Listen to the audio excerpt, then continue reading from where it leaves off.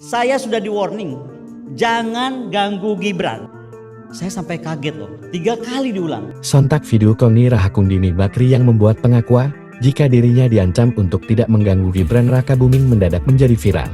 Video pengakuannya ini kemudian menjadi viral di laman Kali hingga menuai berbagai reaksi. Penggalan video Koni Rahakundini Bakri yang mengaku diancam untuk tidak mengganggu Gibran ini diunggah oleh akun @siobah tahun 2022. Dalam video tersebut, Koni nampak berbincang dengan sejumlah tokoh.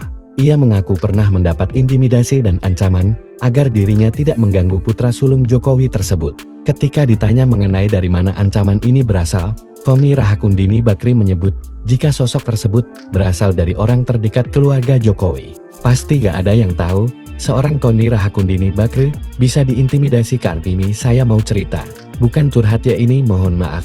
Saya sudah di-warning jangan ganggu Gibran, ujar Koni Rahakundini Bakri. Menurutnya, sosok yang tidak ia sebut namanya ini menyebut jika Jokowi hanya memiliki 1 jengkal keris, sedangkan putranya justru memiliki 2 jengkal keris. Ia menyebut jika sempat kaget menerima ancaman tersebut. Pasalnya sosok yang mengancamnya sempat mengulangi pernyataannya ini sebanyak 3 kali. Siapa yang ngomong orang terdekatnya 8 itu sudah diikuti begitu, tapi ganggu Prabowo boleh.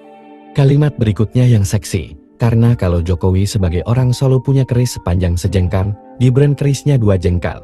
Saya sampai kaget loh, sampai 3 kali diulang. Lanjutnya, pernyataan Koni Rahakundini Bakri ini langsung saja memberi sorotan hingga menuai berbagai reaksi dari netizen. Banyak yang mencoba menebak makna ucapan tokoh politik tersebut. Namun diketahui, diduga beredarnya video pengakuan Koni Rahakundini Bakri mengenai ancaman untuk tidak mengganggu Gibran Rakabuming ini berasal dari masa-masa sebelum pemilu tahun 2024 dimulai.